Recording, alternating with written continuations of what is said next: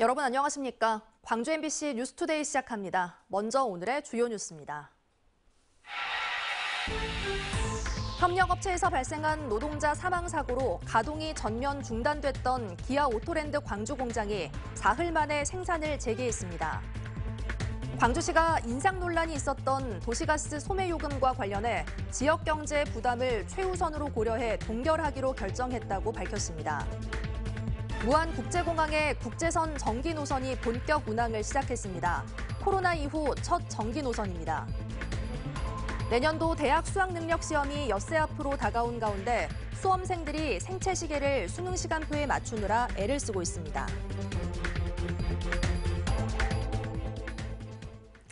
추워지는 날씨만큼 긴장감이 올라가는 이들이 있죠. 바로 고3 수험생들인데요. 대학 수학능력시험이 이제 엿새 앞으로 다가왔습니다. 수험생들은 긴장감 속에 생체 시계를 수능 시간표에 맞추느라 애를 쓰고 있습니다. 보도에 조현성 기자입니다. 수능을 일주일 앞둔 고3 교실. 수능 당일과 똑같은 시간표대로 모의 시험이 진행되고 있습니다. 시험일이 코앞으로 다가왔다고 크게 달라진 것은 없지만 긴장감까지 완전히 떨쳐낼 수는 없습니다. 좀 긴장이 되고 떨리긴 하는데 약간 실감이 아직 덜 나서 그냥 전처럼 계속 열심히 공부하고 있는 것 같아요. 믿고 있다, 응원하고 있다 이렇게 한마디씩 해주고 툭툭 해주시는 것도 선생님들도 그렇고 부모님들도 그렇고 그렇게만 해주셔도 기분이 좋아지는 편이에요. 이제 남은 일은 수능 당일 최상의 집중력을 발휘하기 위한 컨디션 관리입니다. 때문에 조바심을 내서 밤 늦게까지 학습하는 것은 절대 금물입니다. 오히려 취침 시각을 밤 11시 전후로 평소보다 조금 앞당겨 모든 생체 리듬을 철저하게 수능 시간표에 맞추는 일이야말로 무엇보다 중요하다는 것이 진학 전문가들의 한결같은 조언입니다. 애들이 잠을 잘 못 이룹니다. 걱정거리가 또 많고 또 긴장이 되니까 잠을 좀 잘 못 자더라고요. 그런 부분을 좀 일주일 동안이라도 좀 지키려고 해주는 게 좋을 것 같아요. 올해 수능의 가장 큰 변화는 방역 기준 완화에 따라 마스크를 쓰지 않아도 되고 코로나 환자를 위한 별도 시험장도 운영되지 않는다는 것입니다. 수험생은 수능 전날인 오는 15일 예비 소집에 참여해 수험표를 받고 시험장의 위치와 선택 과목을 확인해야 합니다. 한편 올해 광주 지역의 수능 수험생은 16,000여 명으로 지난해보다 1,050명가량 줄었고 이들 수험생들은 38곳의 시험장에서 수능을 치르게 됩니다. MBC 뉴스 조현성입니다. 오늘부터는 본격 시작되는 추위에 대비 단단히 하셔야겠습니다. 아침 기온은 어제보다 1, 2도가량 높게 시작했는데요. 한낮 기온은 어제보다 무려 10도가량 내림세를 보이면서 종일 기온은 10도 안팎에 머물 것으로 보입니다. 출근길 무렵에는 날이 흐리겠습니다. 전남 남해안을 중심으로는 5에서 10mm, 동부 내륙을 중심으로도 5mm 안팎의 약한 비가 지날 것으로 보이고요. 그 밖의 지역은 대부분 흐린 날씨만 이어지겠습니다. 낮부터는 기온이 크게 내림세를 보이는 데다 바람까지 강하게 불면서 체감 온도가 더 낮겠습니다. 서해안 지역을 중심으로 강풍주의보가 발효 중인 가운데 순간 풍속 최고 시속 70km에 달하는 매우 강한 바람이 예상됩니다. 날씨 정보였습니다. 기아 오토랜드 광주 공장이 전면 가동을 중단한 지 사흘 만에 생산을 재개했습니다. 고용노동청이 안전사고가 발생한 협력업체에 대한 작업 중지 명령을 해제하면서 부품 공급이 정상적으로 이루어졌기 때문인데요. 유사 사례가 재발하지 않도록 보완 대책이 마련돼야 한다는 지적도 나옵니다. 보도에 한신구 기자입니다. 지난 7일 저녁부터 부품 공급에 차질이 빚어지면서 전면 가동이 중단됐던 기아 오토랜드 광주 공장. 어제 오후 2시부터 멈춰졌던 생산 라인이 다시 돌기 시작했습니다. 광주지방고용노동청이 안전사고가 발생했던 협력업체에 내렸던 작업 중지 명령을 해제함에 따라서 부품 공급이 정상적으로 이루어졌기 때문입니다. 노동청은 기아 광주 공장의 가동 중단이 지역 경제에 미치는 파급 효과가 큰 점을 감안해서 작업 환경 개선 등 조치 사항을 점검한 뒤 신속히 작업 중지 명령을 해제한 것으로 알려졌습니다.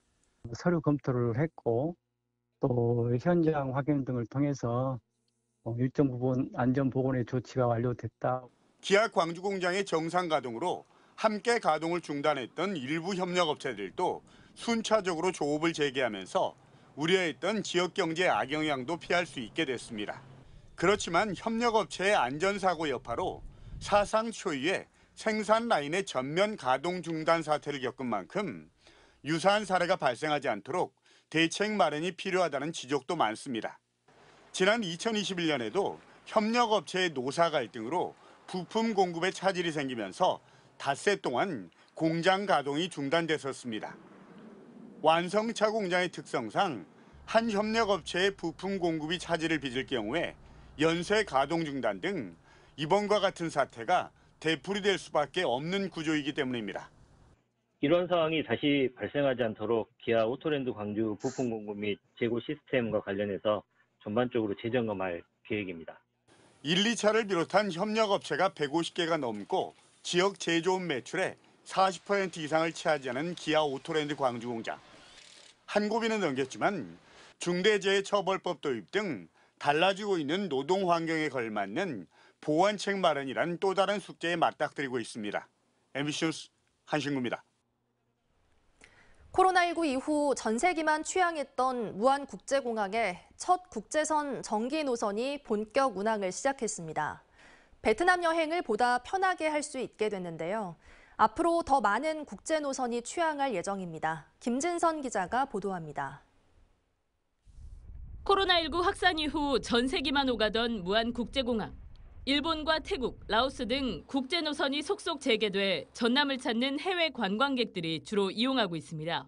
ที่แบบว่าดังมากๆมีดอกไม้สีม่วงมีเป็นเหมือนแบบว่าเป็นเกาะสีม่วงอ่ะที่อ่านมา 전세기 항공편은 여행사를 통한 패키지 상품으로만 구매할 수 있다 보니 국내외 여행객들의 이용에 다소 제한을 받던 상황. 무안국제공항의 첫 국제선 정기 노선으로 베트남 나트랑행 항공편이 취항했습니다. 지난 8월 전라남도와 퍼시픽 항공사의 협약을 통해 정기 노선을 운항하기로 한 겁니다. 지난달 31일부터 운항을 시작해 매주 화요일과 토요일 두 차례 무안과 나트랑을 오가고 있습니다. 전라남도와 연계한 누리집에서 예약할 수 있는데 앞으로 다낭과 달랏 등 전세기 일부 항공편도 예약할 수 있게 됩니다. 11월부터는 제주에어에서 또 여러 나라를 취항하게 됩니다. 베트남이나 또 태국, 또 라오스, 일본 이런 데를 취항을 하기 때문에 무안공항이 조금씩 더 힘을 받지 않을까 싶습니다. 올해 무안국제공항을 통해 전남을 찾은 베트남 관광객은 2,700여 명. 무사증 입국제도 도입과 함께 정기선까지 취항하면서 해외 관광객은 더욱 늘어날 것으로 보입니다. MBC 뉴스 김진선입니다. 광주시가 도시가스 소매요금을 인상하지 않기로 했습니다. 광주시는 어제 브리핑을 열고 해양에너지의 지속적인 흑자 영업과 단기 순이익 대비 과도한 배당금에 대한 부정적인 시민 여론, 지역 경제 부담을 최우선으로 고려해 동결을 결정했다고 밝혔습니다.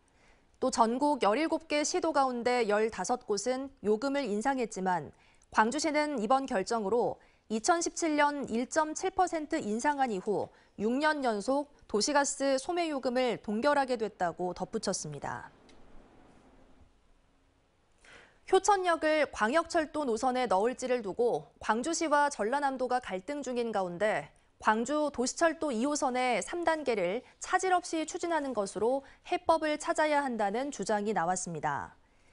내년 총선 출마를 준비 중인 유동국 경제연구소장은 보도자료를 내고 도심 확장과 나주혁신도시 교통량 증가로 효천역 일대 체증 문제가 심각하다며 2호선의 정상 추진과 대촌까지 종점을 연장하는 등의 광역교통 체계망을 수립해야 한다고 주장했습니다. 당초 2025년 개통 예정이었던 백운광장 효천역 구간 2호선 3단계는 사업비 증가 등의 이유로 추진이 불투명한 상황인데 이 때문에 광주시가 광역철도에 효천역을 추가하는 방안을 추진 중인 것으로 알려졌습니다. 오피스텔 세입자들로부터 전세보증금 95억 원을 가로챈 혐의를 받는 전 LH 한국토지주택공사 직원 등 일가족 3명이 경찰에 입건됐습니다. 광주 서부경찰서는 지난 2019년부터 4년 동안 광주 서구와 광산구 소재 오피스텔 133대와 전세 계약을 맺은 뒤 전세보증금 95억 2천만 원을 빼돌린 혐의로 전 한국토지주택공사 직원 60대 김모 씨 등 일가족 3명을 붙잡아 조사하고 있습니다. 경찰 조사 결과 김 씨 부부는 전세 계약을 진행한 공인중개사가 자신의 자녀인 사실 등을 알리지 않았고 이 같은 범행을 저지른 것으로 조사됐습니다.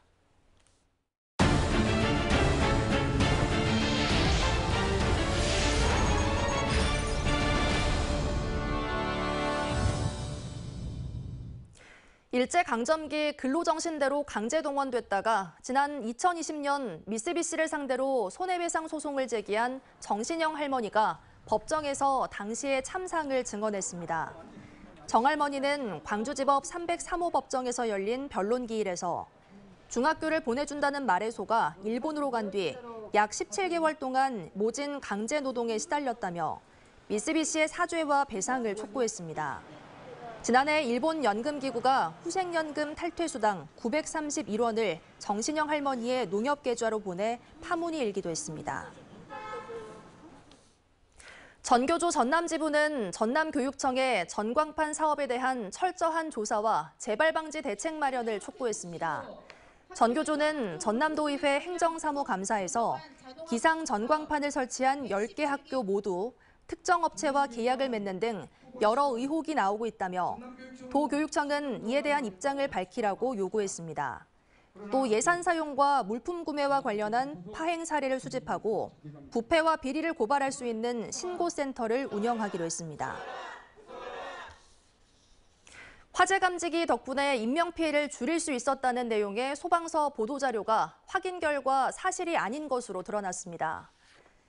광주 광산소방서는 보도자료에서 불이 난 단독주택에 있던 거주자가 화재 감지기 경보음을 듣고 대피해 인명피해가 없었다는 보도자료를 배포했습니다. 하지만 광주 MBC 취재 결과 불이 났을 당시 해당 주택 내부에는 사람이 없었고 경찰 조사에서 집주인은 밖에서 일을 하고 있었다고 진술한 것으로 확인돼 결과적으로 다수의 언론사가 잘못된 내용을 보도했습니다. 지난 7일 오후 4시 반쯤 광주시 광산구 오운동에서 68살 노모 씨의 집에서 불이 나 소방서 추산 1,500만 원의 재산 피해를 내고 30분 만에 꺼졌습니다. 산지 쌀값 하락이 계속되고 있는 가운데 정부가 수확기 쌀값 안정 대책을 내놨습니다. 하지만 농민들의 걱정은 여전하다고 하는데요. 자세한 내용 박종호 기자가 취재했습니다. 지난 10월 초 쌀 80kg 가격은 21만 7,552원, 한 달 만에 20만 1,384원까지 떨어졌습니다. 산지 쌀값 하락이 지속되면서 정부가 쌀값 안정 대책을 발표했습니다. 농림축산식품부는 정부가 매입한 쌀을 방출하지 않고 공공비축미 12만 톤을 모두 사들이기로 했습니다. 또 정부가 가진 양곡 40만 톤을 내년에 사료용으로만 공급하기로 했습니다. 전라남도도 쌀 농가 소득 안정 대책 마련에 나섰습니다. 우리 전남도에서는 그 쌀 가공 산업 육성과 쌀 소비 촉진, 또 전남쌀 판촉 활동 등의 그 시책을 계속 추진을 하겠고요. 정부는 예년과 달리 올해는 평소보다 빨리 쌀값 하락 대책을 발표했습니다. 농민들은 이 같은 정부의 행보를 반기면서도 여전히 걱정이 많습니다. 면세유와 비료, 농자재 등 가격 상승이 크다 보니 정부가 기준으로 잡은 80kg 쌀값보다 6만 원 높은 26만 원은 되어야 한다고 주장하고 있습니다.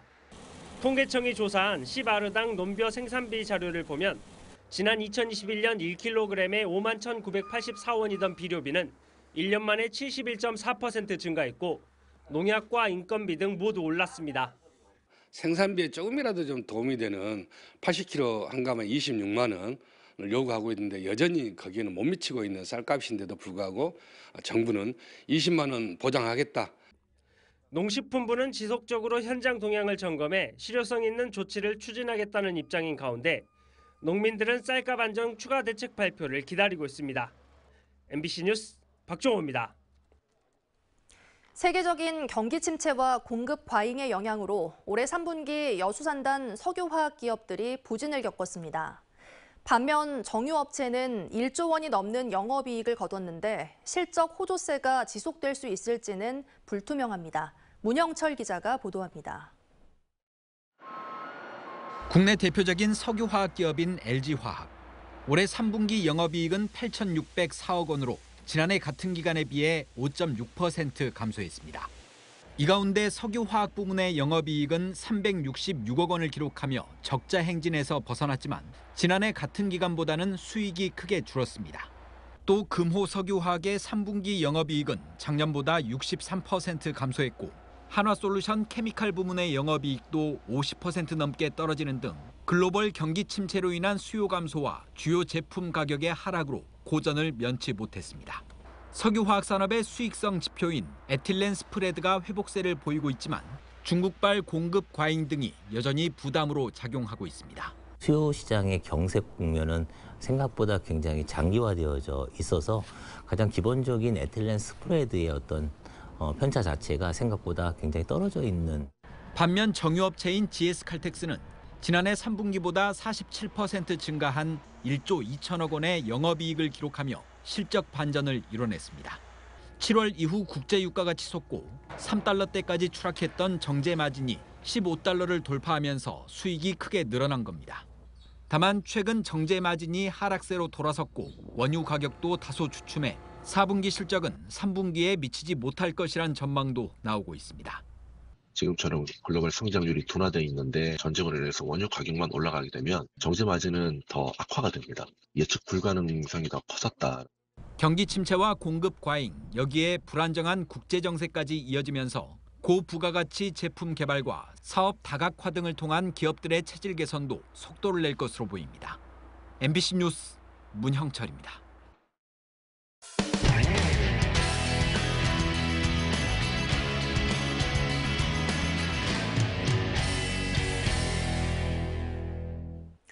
앞서 전남 동북권 소식 전해드렸는데요. 울산에서는 S-오일이 9조 3천억 원의 사업비를 들여 대규모 석유화학 시설을 짓는 샤힌 프로젝트를 추진하고 있습니다.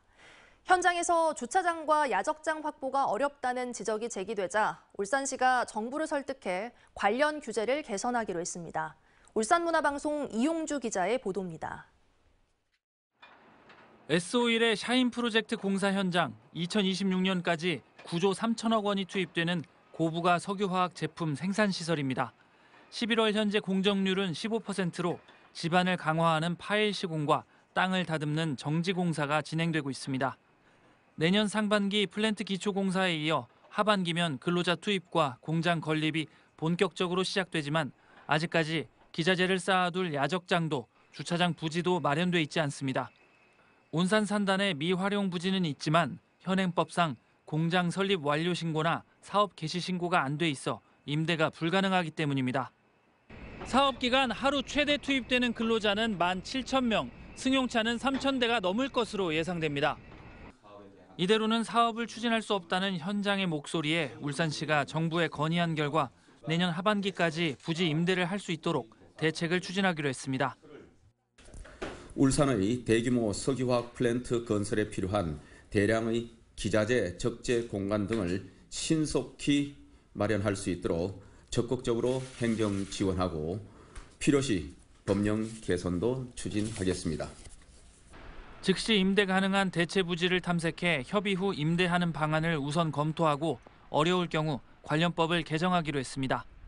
투자 활동에 대한 인허가 지원뿐만 아니라 투자 활동에 걸림이 되는 규제도 적극 개선하여 기업하기 좋은 도시 울산을 만드는 데 최선을 다하겠습니다.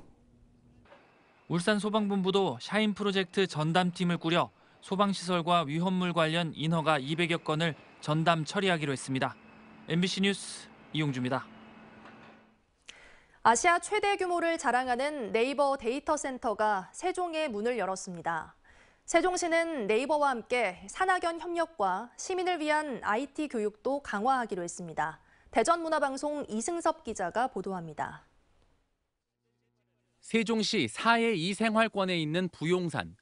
부용산 초입에 있는 축구장 41개 크기의 부지에 국내 최대 포털 기업 네이버의 데이터 센터 각 세종이 들어섰습니다. 고려시대 8만 대장경을 보관한 장경각의 정신과 기술을 계승하기 위해 이름 붙여진 각 세종은 아시아에서 가장 큰 규모인 최대 60만 대의 서버를 수용할 수 있습니다. 여기서 다루는 데이터의 양은 국립중앙도서관의 100만 배에 달합니다. 단단한 화강암으로 된 부지에 자리했고 원자력 발전소 수준의 내진 설계가 적용돼 안전성도 갖췄습니다. 산바람이 서버에 열을 식혀주고 남은 열과 빗물은 난방이나 조경 용수 등으로 재활용해 탄소 배출도 최소화했습니다. 네이버는 경제성과 안전성을 동시에 도모하기 위해 강원도 춘천에 이어 세종의 두 번째 데이터 센터를 열었습니다. 세종 지역의 데이터 센터를 확보함으로써 수도권에 분산되어 있는 데이터 센터의 과밀을 억제하고 이 세종 지역의 지역 발전에 이바지하고자 각 세종은 현재 조성 중인 대학 공동 캠퍼스 도시첨단 산업단지와 맞닿아 있습니다. 세종시는 이들을 중심으로 한 산학연 협력을 강화하고 양자산업과 미래 전략산업 등을 연계 발전시킬 수 있을 것으로 기대하고 있습니다. 세종의 지식산업뿐만 아니라 나아가서 우리나라의 지식산업 내지는 첨단산업의 중요한 기초가 될 것이라고 생각합니다. 네이버는 각 세종 건립을 계기로 세종 시민과 학생에게 클라우드와 같은 IT 기술을 가르쳐 지역사회 공헌에도 나섰습니다. MBC 뉴스 이승섭입니다. 대구시의회 행정사무 감사가 열리고 있는데요. 대구시정 홍보를 담당하는 공보관실 감사에서 대구문화방송에 대한 취재 거부와 고소 등 언론 대응 문제에 대한 비판이 잇따라 제기됐습니다. 대구문화방송 김은혜 기자의 보도입니다. 대구시의회 기획행정위원회 대구시 공보관실 행정사무감사에서 대구문화방송 취재 거부와 관련한 질타가 이어졌습니다. 김대현 의원은 언론의 자유가 있다면 취재 거부의 자유도 있다는 건 궤변이라며 법적 근거가 없음을 지적했습니다. 법적 문제가 있다면 수사기관을 통해 가리면 될 일이라면서 취재 거부 조치까지 이어진 것은 언론의 자유에 악영향을 끼친다고 비판했습니다. 기준도 상당히 애매해요. 악의적이라는 표현, 뭔가 부정적인 거 이렇게 잘못했다라고 해서 단체장이 그렇게 판단해서 취재 거부를 하면 앞으로 그러면 얼마나 다른 언론사에도 제공할 거 아니겠습니까? 대구시는 취재 거부가 법적 근거는 없다면서도 필요한 조치라는 입장을 고수했습니다. 저희들이 취재를 거부할 수도 있는 것이고 또 중앙정부에서도 그런 사례들이 좀 있었습니다. 악의적으로 계속해서 왜곡해서 보도를 하는 것이 시정 국민 저희 대구 시민들이 생각할 때 시정에 대한 인식을 오해를 할 수도 있다고 생각합니다. 취재에 비협조하라는 내용을 산하기관까지 지시한 것은 시민의 알 권리를 침해하는 공정한 대처가 아니라는 지적도 있었습니다. 언론이 시와 의견이나 시각이 다를 수는 있다고 봅니다. 한데 이와 관련해서 대구 MBC 보도에 대한 대구시의 대응은 그 과정에서 대구시가 보호하려고 했던 어떤 가치가 있었다 하더라도 언론에는 조금 과하다고 비춰졌을 거라고 생각합니다. 언론중재위 등을 통한 절차를 거치지 않고 법적 조치에 나서 비판의 자유를 억압했다는 비판에 대해서도 생각해볼 여지가 있다는 지적도 나왔습니다. 민주주의적 가치를 우선하는 의회 입장에서 한 말씀 드리지 않을 수 없습니다. 네. 민주주의는 언론의 권력 견제를 통해서 발전해 왔다고 보여집니다.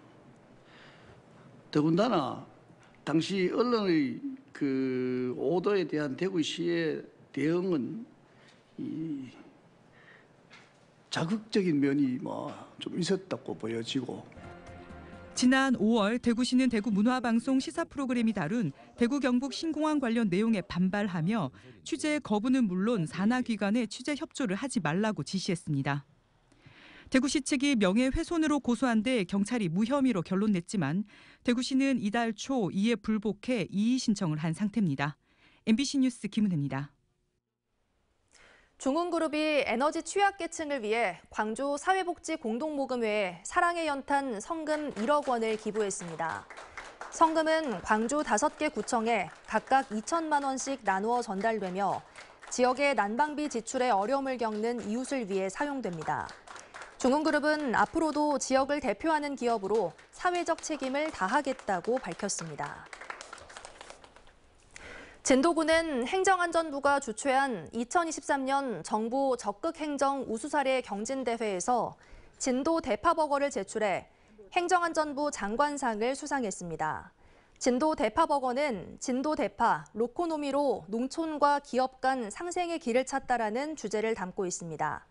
패스트푸드 기업과 협업으로 탄생한 진도 대파버거는 농가에 활력을 주고 진도 대파 브랜드 이미지 구축에 기여해 기업의 가치 소비와 지역 농가 상생을 위한 로코노미의 모범 사례로 평가받았습니다. 오늘부터는 본격 추위가 시작됩니다. 옷차림 따뜻하게 하셔야겠습니다. 광주의 아침 기온 어제보다 1, 2도가량 높은데요. 한낮 기온은 어제보다 무려 10도가량 내림세를 보이겠습니다. 오늘은 아침 기온과 낮 기온 내내 10도 안팎의 수준에 머물겠습니다. 이른 출근길 무렵에는 날이 흐리겠습니다. 전남 남해안과 동부 내륙을 중심으로는 약한 비도 이어지겠습니다. 오늘 낮부터는 날이 점차 개면서 맑아지겠는데요. 강한 바람이 불면서 더 춥게 느껴질 수 있겠습니다. 서해안 지역을 중심으로는 강풍주의보도 발효 중인 가운데 순간 풍속 시속 70km에 달하는 강풍이 예상됩니다.